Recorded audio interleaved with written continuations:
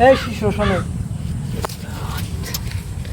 বুঝলাম না আজকে কোনো মুরগি টুরগি পাচ্ছি না, আজকে কি বউ বাচ্চানে না খেয়ে মারবো নাকি? তাই তো মনে হচ্ছে। তুগার কি খাতি দেবো আর আমি কি খাবো আর আমার বাড়ির লোক কি খাবে? বাবাজি মুরগি আসছে। তুই কই?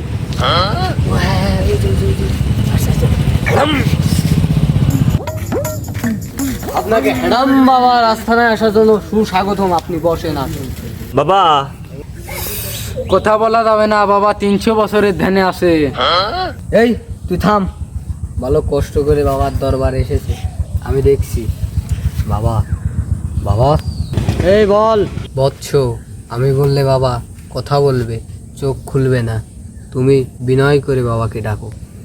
বাবা আপনি কি একটু চোখটা খুলবেন, আমার দিকে একটু দৃষ্টিটা দেবেন? হক মাওলা।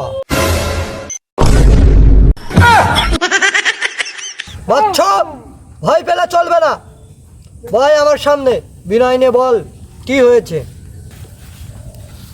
বিনয় করে আমার 300 বছরের ধ্যান ভঙ্গ করলি, বল কি সমস্যা তোর, বল। বাবা আমার কি বিয়েটি হবে?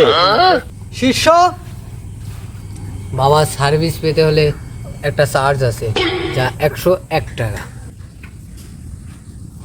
বাবা আমার কাছে তো 101 টাকা নেই, 10 টাকা আছে, এই দিয়ে কাজ চালিয়ে নেন। এই বাবারে কি দেখে তোর ভিক্ষু মনে হয়?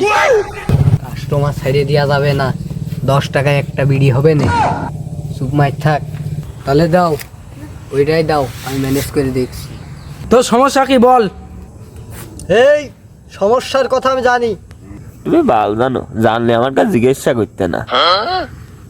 বালক, তুমি কি কিছু বললে? না বাবা কিছু বলিনি। দেখেন দিন আমার হাতটা, আমার কপালে বউ আছে নাকি?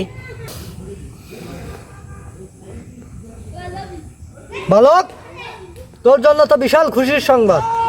কি খুশির সংবাদ বাবা? তোর কপালে তো একটা নয়, দুইটা নয়, তিনটা নয়, চারটা বউ। বচ্চ, কিন্তু তোমার তো আর বিয়ে হবে না। কেন বাবা হবে না? তুই তো ছোটবেলায় হাড়ি পাতিল খেলতে যায় চারটা বিয়ে করে ফেলেছিস। তাহলে বাবা 5 নম্বর বিয়েটা কি করে করা যাবে?